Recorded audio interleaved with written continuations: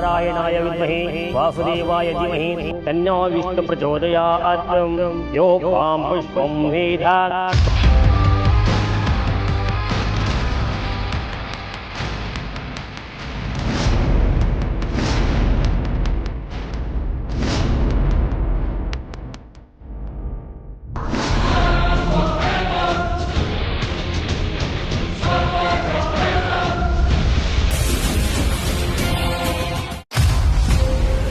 ಬನ್ನಿ ಹೋಗೋಣ.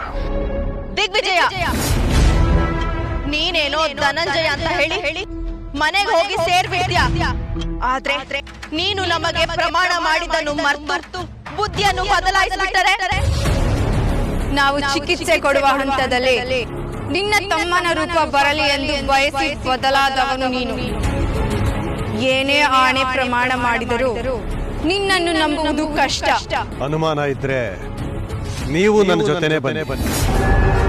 ನಾವು ಹೇಗೆ ಬರುವುದಕ್ಕೆ ಸಾಧ್ಯ? ಯಾವ ಸಂಬಂಧ ಹೇಳಿಕೊಂಡು ಬರುವುದು? ನಾವು ಯಾರು ಎಂದು ಪರಿಚಯಿಸುತ್ತೀಯ?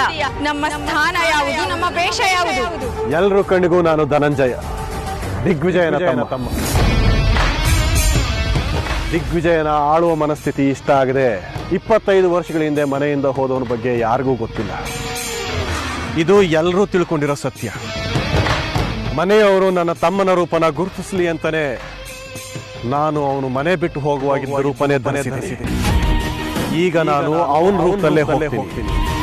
ನಿಮ್ಮನ್ನ ನನ್ನ ಸಂಬಂಧಿಗಳಾಗಿ ಕರ್ಕೊಂಡು ಹೋಗ್ತೀನಿ.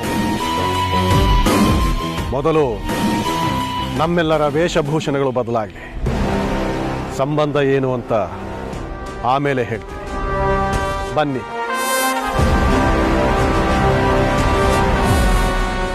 ಡವ್ ಏನಾಗ್ತಾ ಇತ್ತಂತ ಒಂದು ಗೊತ್ತಾಗ್ತಿಲ್ವಲ್ಲ ಡವ್. ಡೇ ವಿಸ್ಕಂಠ, ಏಂಡ ಇದೆಲ್ಲ? ಗುರುಗಳನ್ನ ಕರ್ಕೊಂಬಂದ್ವು, ಆ ದಿಗ್ವಿಜಯನ ಹುಡುಕ್ಬೋದು ಅಂತ ಅಂದ್ಕೊಂಡ್ವು, ನಾಗಮಣಿನ ಕಂಡಿಡಿಬೋದು ಅಂತ ಅಂದ್ಕೊಂಡ್ವು. ಆ ಗುರುಗಳು ನಮ್ಮ ಜೊತೆಗ ಇದ್ರ ನಮ್ಗೆ ಯಾವ ಸಮಸ್ಯೆ ಬರೋಲ್ಲ ಅಂತ ಅಂದ್ಕೊಂಡ್ವು.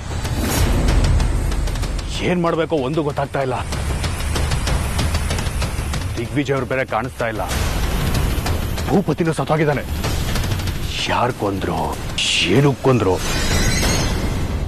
ಒಂದು ಗೊತ್ತಾಗ್ತಾ ಇಲ್ಲ. ಅವನೇನು ಸುಮ್ಮನೆ ಸತ್ತಿಲ್ಲ ತಾನೆ? ಯಜಮಾನ್ರು ಸೊಸೆನ ಸಾಯಿಸಿ ಅವನು ಸತ್ತಿದ್ದಾನೆ. ಅವನು ಸಾಯಬಾರ್ದಾಗಿತ್ತು, ನಾನೇ ಅವನ್ನ ಸಾಯಿಸ್ಬಿಡ್ತಾ ಇದ್ದೆ. ಸಾಯಿಸ್ಬಿಡ್ತಾನೆ. ವಿಷಯ ಗೊತ್ತಿಲ್ದಲ್ಲ ಏನಾನ ಮಾತಾಡೋಣ ದಿಶಾ. ಒಂದು ಸೊಳ್ಳೆ ಕಚ್ತು ಅಂತಂದ್ರೆ ಇಡೀ ಅದ್ರ ಟೀಮೇ ಬಂದು ಕಚ್ಚುತ್ತೆ ಅಂತ ಎದುರು ಪುಕ್ಲ ಅವನು. ಅಂತನೂ ದಿಗ್ವಿಜಯ್ ಅವ್ರ ಸೊಸೆನ್ ಸಾಯಿಸ್ತಾನ. ಬೇರೆ ಏನೋ ಸಮಸ್ಯೆ ಇದೆ. ನನಗೂ ಅದೇ ಅನುಮಾನ ಕಂಡೆ. ಇದರಿಂದ ಯಾರೋ ಅದರ ಅನಿಸ್ತದ. ಸ್ವಾಮಿಗಳು ಬಂದ್ರು.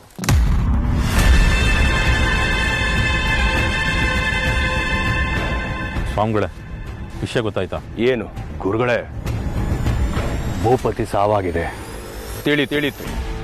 ಜ್ವಾಲಮಾಲಿನಿ ತಿಳಿಸ್ಕೊಟ್ಲು. ಗುರುಗಳ, ಏನಿದು? ನಾಗಮಣಿ ಕತ್ತಿರೋರಾಗ ಸಾಂಬ ಶಿವ ಸತ್ತ, ಸಾಮ್ರಾಟ್ನು ಸತ್ನ, ಆ ದಿಗ್ವಿಜಯ ಎತ್ತೋಗ ನಾಪತ್ತೆ ಆದ್ನ.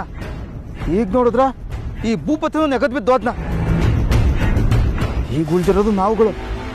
ಸಾವು ನಂಬೆನ್ನು ಹಿಂದೆನೂ ಆಯ್ತಾ ಹೆಂಗ? ಸಮಾಧಾನ ಧೈರ್ಯ. ಏನು ಆಗ್ಬಿಡತ್ತೆ ಅಂತ ಭಯ ಸಾಯಿಸೋಷ್ಟು ಎದುರಿಗೆ ಬರೋ ಭಯಾನಕ ಸಮಸ್ಯೆ ನಮ್ಮನ್ನು ಸಾಯಿಸೋದಿಲ್ಲ.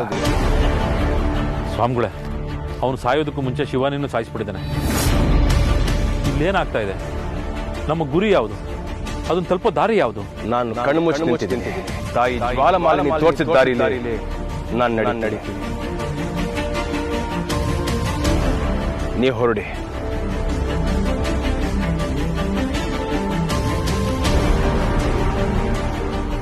ನಂಬಿಗಸ್ತ ಶಿಷ್ಯ ಸಿಕ್ಕಿದ್ದ, ಈಗ ಅವನಿಲ್ಲ. ಹಾಗಾದ್ರೆ ಅವನನ್ನು ಸಾಯಿಸಿದವರು ಯಾರು?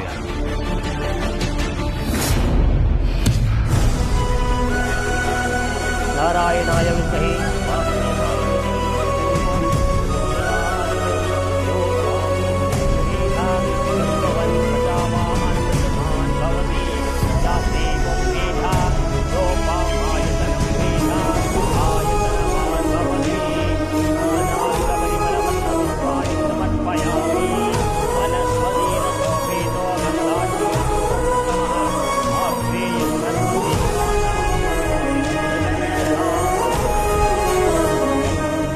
ಬೂದಿಯನ್ನು 7 ದಿನ ಒಳಗಡೆ ಅರಿಯೋ ನೀರಲ್ಲಿ ಬಿಡಬೇಕು. ಆವಾಗಲೇ ಸತ್ತಿರೋರ ಆತ್ಮಕ್ಕೆ ಶಾಂತಿ ಸಿಗೋದು.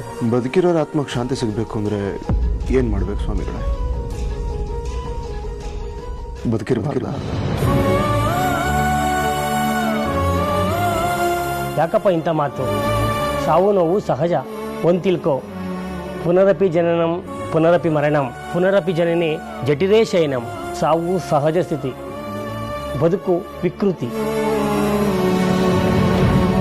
ಹತ್ತಿನ ನೀರು ಬಿಟ್ಟಾಗ ಪಂಚಭೂತಗಳಲ್ಲಿ ಲೀನವಾಗುತ್ತೆ. ಆವಾಗಲೇ ಸತ್ತೋರ ಆತ್ಮಕ್ಕೆ ಶಾಂತಿ ಸಿಗೋದು. ಈ ಮನೆ ಮೇಲೆ ಒಂದಾದ್ಮೇಲೆ ಒಂದು ಅನಿಷ್ಟ ಬಂದು ಬೀಳ್ತಾನೇ ಇದೆ. ನನ್ನ ಮಗ ಎಲ್ಲಿ ಹೋದ್ನೋ, ಏನ್ ಕತೆನೋ, ಇನ್ನೂವರೆಗೂ ಮನೆಗೆ ಬಂದಿಲ್ಲ.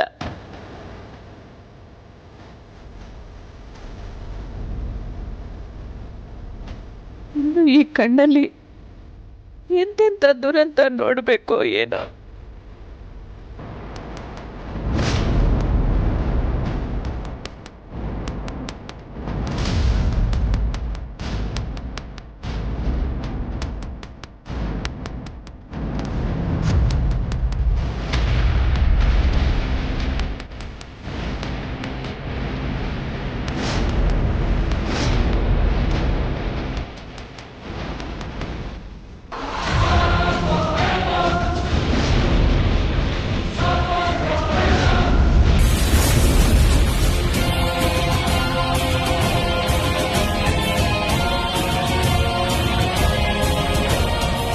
ನಾಗಿಣಿ ಸತ್ತೋದ್ಲು. ಹಾಗಾದ್ರೆ ನನ್ನ ಸೇಡು ಅವಳು ಹೊಟ್ಟೆಲಿದ್ದ ನಾಗಮಣಿ.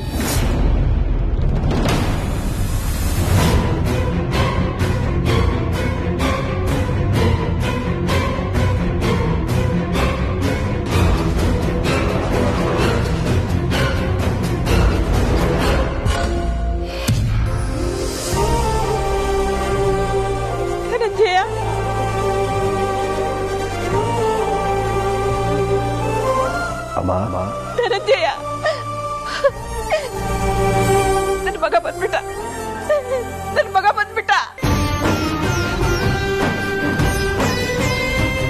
ನನ್ನ 2ನೇ ಮಗ ಧನಂಜಯ. ಇವನು ಬಂದ್ಬಿಟ್ಟಿಯಪ್ಪ ನೀನು. ಧನಂಜಯ, 25 ವರ್ಷದ ಮೇಲಾಯ್ತಪ್ಪ ನಿನ್ನ ನೋಡಿ. ಇವತ್ತು ಬರ್ತೀಯ, ನಾಳೆ ಬರ್ತೀಯ ಅಂತ ಕಾದು ನನಗೆ ಸಾಕಾಗಿ ಹೋಗಿತ್ತು. ಎಂಥ ಸಂತೋಷದ ಸಮಯದಲ್ಲೂ ನೀನ್ ಬರ್ಲಿಲ್ಲ. ಆದ್ರೆ ಇಂಥ ಸಂಕಟದ ಸಮಯದಲ್ಲಿ ಬಂದ್ಬಿಟ್ಟಿಯಲ್ಲೋ ನೀನು ಧನಂಜಯ.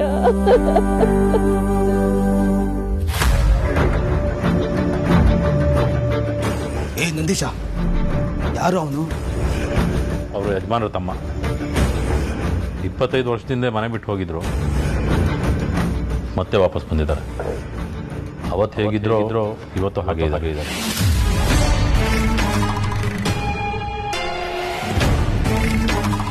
ಏನಮ್ಮ ಇದೆಲ್ಲ? ನಿಮ್ಮ ಅಣ್ಣನ ಮಗ ತ್ರಿಶೂಲ್ ಅವನು. ಅವನ ಹೆಂಡತಿ ಶಿವಾನಿ ಅಂತ. ನಮ್ಮನ್ನೆಲ್ಲ ಬಿಟ್ಟು ಹೋಗ್ಬಿಟ್ಲಪ್ಪ, ಬಿಟ್ಟು ಹೋಗ್ಬಿಟ್ಲು.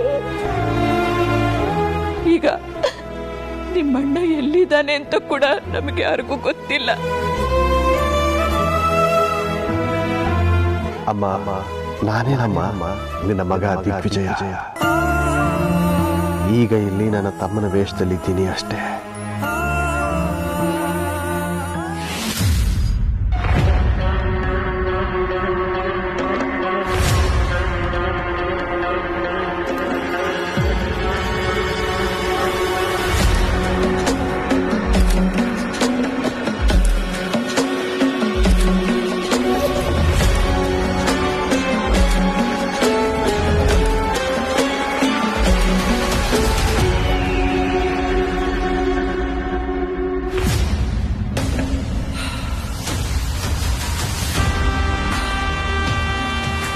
ನಿನ್ನನ್ನು ಸಾಯಿಸಬೇಕು ಅಂತ ಬಂದರೆ ನೀನೇ ಸತ್ತು ಹೋಗಿದ್ದೀಯ.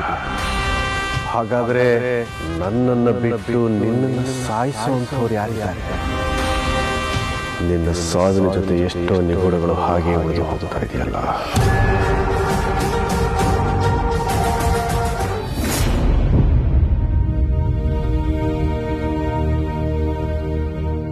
ತ್ರಿಶೂಲ್, ಆ ದೇವರು ಕೆಲವರಿಗೆ ಜನ್ಮ ಮಾತ್ರ ಕೊಟ್ಬಿಡ್ತಾನೆ, ಅದೃಷ್ಟ ಕೊಡೋದೇ ಇಲ್ಲ. ಸಮಾಧಾನ ಮಾಡ್ಕೋ. ಏನಾಯ್ತು? ಅಪ್ಪನ ಫ್ರೆಂಡು ಭೂಪತಿ ಅಂತ ಒಬ್ಬರಿದ್ರು, ಅವ್ರು ಶಿವಾನಿನ ಸುಟ್ಟಾಕ್ಬಿಟ್ರು. ಭೂಪತಿ ನಾಗಿಣಿ ಹೊಟ್ಟೆಯಲ್ಲಿ ನಾಗಮಣಿ ಮಣಿಯನ್ನ ತಿಳ್ಕೊಂಡು ಈ ಕೆಲಸ ಮಾಡಿದ.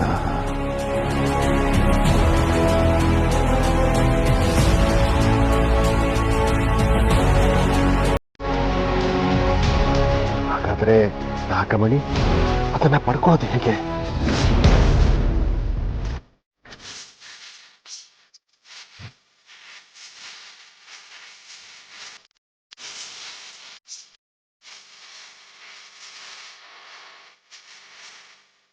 ಧನಂಜಯ್, ಯಾರಪ್ಪ ಅವರು? ನಿಮ್ ಹೆಂಡ್ತಿನಾ? ದಾಕ್ಷಾಯಣಿ. ಮತ್ತೆ ಪಕ್ಕದಲ್ಲಿರೋ ಹುಡುಗಿ ನಿನ್ ಮಗಳ? ದಾಕ್ಷಾಯಣಿ ಅಣ್ಣನ ಮಗಳು.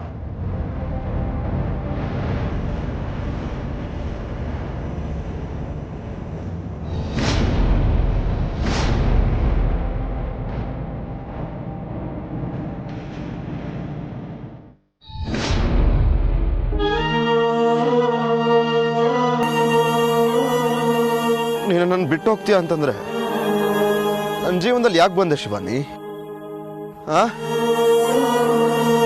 ನೀನ್ ನನಗೋಸ್ಕರ ಬಂದವಳು, ನನಗೋಸ್ಕರ ಬದುಕ್ತವಳು. ಇವಾಗ ನೀನೇ ಇಲ್ದೇ ಇರೋ ಪ್ರಪಂಚ ನನಗ್ಯಾಕೆ ಶಿವಾನಿ? ನಾನು ನೀನಿರೋ ಕಡೆ ಬಂದ್ಬಿಡ್ತೀನಿ. ನೀನಿಲ್ದೇ ಇರೋ ಬದುಕು ನನಗೂ ಬೇಡ. ಈಗ ನಾನು ಸಾನಿಸ್ತೀನಿ. ಆದಷ್ಟು ಬೇಗ ನೀನು ಎಲ್ಲಿದೆಯೋ ನಾನು ಅಲ್ಲೇ ಬಂದ್ಬಿಡ್ತೀನಿ ಶಿವಾನಿ, ಅಲ್ಲೇ ಬರ್ತೀನಿ. ಜೈ ಭೋಲೆನಾಥ. ತನ್ನ ಸತಿಯನ್ನ ಕಳೆದುಕೊಂಡು ರೌದ್ರಾವತಾಳಿದ ರುದ್ರೇಶ್ವರ ಇವನ ಪ್ರೀತಿಯ ಪರಿಯನ್ನ ನೋಡು. ಪ್ರೀತಿ ಎಂದರೆ ಪ್ರೀತಿಸಿದವರಿಗೋಸ್ಕರ ಸಾಯುವುದಲ್ಲ, ಪ್ರೀತಿಸಿದವರಿಗೋಸ್ಕರ ಬದುಕುವುದು. ಅವಳಿಲ್ದೇ ಪ್ರಪಂಚ ನನಗೆ ಬೇಡ. ನೀನು ಹೋಗುವ ಲೋಕದಲ್ಲಿ ಅವಳಿಲ್ಲವೋ ಮೂಢ. ಆತ್ಮ ವಿನಾಶಿ, ದೇಹ ವಿನಾಶಿ. ಇಲ್ಲವಳ ದೇಹ ಅಳಿದಿದೆ, ಆತ್ಮ ಅತೃಪ್ತವಾಗಿ ಅಲೆದಿದೆ. ಇಹದಲ್ಲಿರೋಕೆ ದೇಹವಿಲ್ಲ, ಪರಲೋಕದಲ್ಲಿರೋಕೆ ಮೋಹವಿಲ್ಲ. ಪರದೇಹವಿಲ್ಲ, ಸ್ವದೇಹವಿಲ್ಲ. ಅದೀಗ ಅತೃಪ್ತ ಪರದೇಶಿಯಾದ. ಸತಿಯು ಯಜ್ಞಕುಂಡದಲ್ಲಿ ಬಿದ್ದಾಗ ಮೂಜಗವನ್ನೇ ಅಲ್ಲೋಲ ಕಲ್ಲೋಲ ಮಾಡಿದ ಆ ಮುಕ್ಕಣ್ಣ ತಕ್ಷಣದಿಂದ ಹಿಡಿದು ಎಲ್ಲರಿಗೂ ತಕ್ಕ ಶಿಕ್ಷೆಯನ್ನು ಕೊಟ್ಟವನು ಆ ಮುರುಡೇಶ್ವರ. ಇಲ್ಲಿ ನಿನ್ನದು ಅದೇ ಸ್ಥಿತಿ. ಸುಟ್ಟು ಭಸ್ಮವಾದ ನಿನ್ನ ಹೆಂಡತಿಯದು ಅದೇ ಗತಿ. ಅವಳನ್ನ ಸಾಯಿಸಿದವರನ್ನ ಬದುಕಲು ಬಿಟ್ಟು ನೀನು ಹೇಡಿಯಾಗಿ ಸಾಯಲು ಹೊರಟಿರುವೆಯಾ? ಸ್ವಾಮಿಗಳು ಏನ್ ಹೇಳ್ತಾ ಇದ್ದೀರಾ? ಅವಳನ್ನ ಸಾಯಿಸಿದವನ್ನ ನಾನ್ ಸಾಯಿಸಾಯ್ತು. ನೀನು ಸಾಯಿಸಿದ್ದು ಕೇವಲ ಬೊಂಬೆಯಲ್ಲ, ಬೊಂಬೆಯ ಹಿಂದಿರುವ ದಾರವನ್ನು ನೀನು ಇನ್ನೂ ಕಂಡಿಲ್ಲ.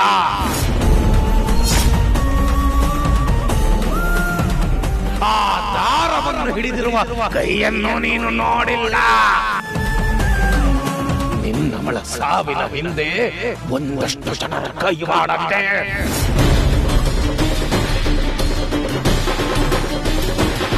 ಅವರ ಸಾವಾಗದ ಹೊರತು ನಿನ್ನವಳ ಆತ್ಮಕ್ಕೆ ಶಾಂತಿಯಿಲ್ಲ,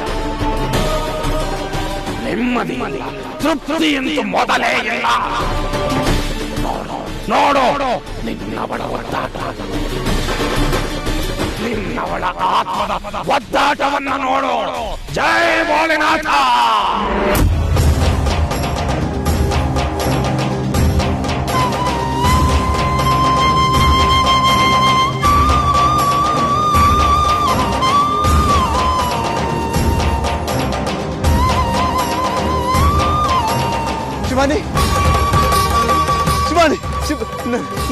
ನನ್ ಶಿವಾನಿ.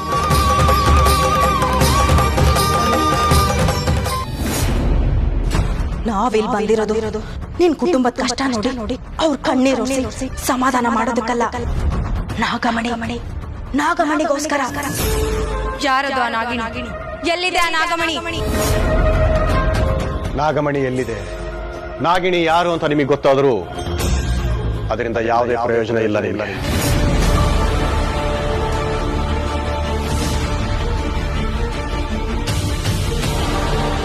ಅಂದ್ರೆ ನೀನ್ ನಕಲಿ ರೂಪನ ತೋರಿಸ್ತಾ ಇದ್ಯಾ?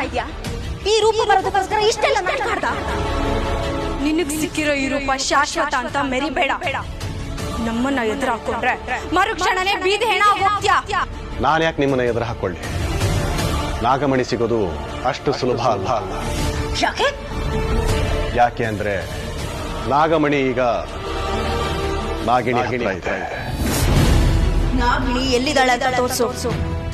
ನಾಗಮಣಿನ ಪಡ್ಕೊಳ್ಳೋದು ನನಗೆ ಚೆನ್ನಾಗಿ ಗೊತ್ತಿದೆ. ಏನು, ನಾಗಿಣಿನ ನೋಡ್ಬೇಕಾ? ಅದು ಅಷ್ಟು ಸುಲಭ ಅಲ್ಲ. ಯಾಕಂದ್ರೆ ನೀವಂದ್ಕೊಂಡಿರೋ ಹಾಗೆ ನಾಗಿಣಿ ಬೇರೆ ಯಾರೂ ಅಲ್ಲ. ಅವಳು ನನ್ನ ಸೊಸೆ ಶಿವಾನಿ.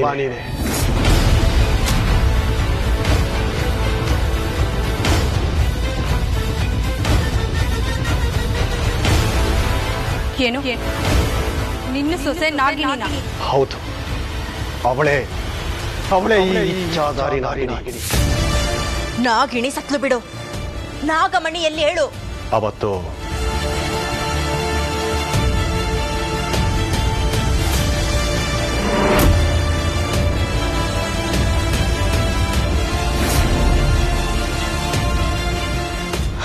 ಇಲ್ಲ, ನಾನ್ ನಂಬಲ್ಲ.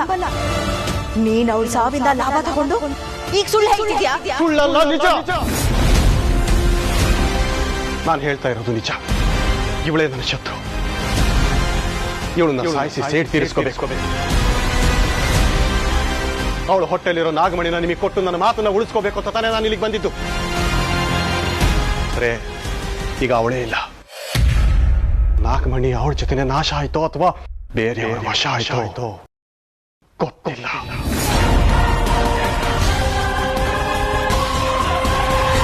ಹಾಗಾದ್ರೆ ನಾವಿಲ್ಲಿ ತನಕ ಮಾಡಿರೋ ಪ್ರಯತ್ನ ವ್ಯರ್ಥ ಆಯ್ತಾ? ನಿಮ್ಮ ನಿರಾಸೆ, ಸಂಕಟ ನನಗೆ ಅರ್ಥ ಆಗುತ್ತೆ.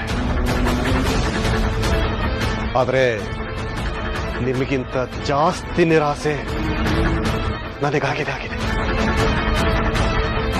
ನನಗೆ ಈ ರೂಪ ಕೊಡೋದಕ್ಕೆ ನೀವು 24 ದಿನ ಕಷ್ಟಪಟ್ಟಿದ್ದೀರಾ ಅಷ್ಟೇ. ನಾನು ನಾಗಮಣಿನ ಪಡೆಯೋದಕ್ಕೋಸ್ಕರ 24 ವರ್ಷ ಕಷ್ಟಪಟ್ಟಿದ್ದೀನಿ. ಆ ಶಕ್ತಿ ನನ್ನ ಕೈ ಸೇರೋ ದಿನನೇ ನಾನು ಕಳಕಳಬಿಟ್ಟೆ. ಸರಿ, ಮುಂದೇನ್ ಮಾಡೋದು? ನಾಗಮಣಿ ಎಲ್ಲಿದೆ ಅಂತ ಹೇಗೆ ತಿಳ್ಕೊಳ್ಳೋದು? ಅದಕ್ಕೊಂದು ದಾರಿ ಇದೆ. ಯಾವ ದಾರಿ ಅದು? ಆದಿಶೇಷ ಯಾರು ಅಂತ ಕಂಡು ಹಿಡಿದು. ಆದಿಶೇಷನ ಅಂದ್ರೆ ನಾಗರಾಜ.